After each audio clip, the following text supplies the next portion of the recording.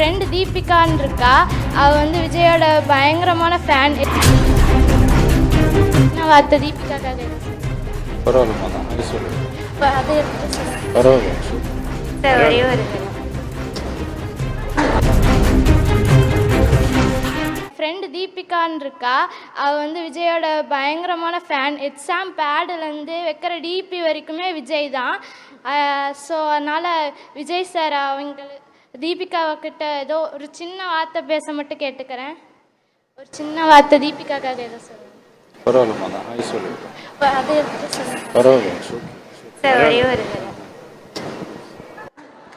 அண்ணா, நீங்கள் வந்து சினிமாவுக்கு எஸ்கேன்னு சொல்லிட்டீங்க. உங்களுடைய துப்பாக்கியை நீங்கள் அவர் கையில் கொடுத்துட்டீங்க.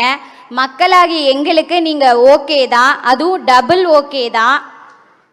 நீங்கள் மாநாட்டில் சொன்னீங்க, நான் எப்போவுமே உங்கள் விஜய், உங்கள் அண்ணன், உங்கள் தோழன்னு. ஆனால் நீங்கள் எப்போவுமே எங்கள் விஜய், எங்கள் அண்ணன், எங்கள் தோழன் தான். இப்போ நீங்கள் என்னுடைய தலைவனாகவும் மாறிட்டீங்க.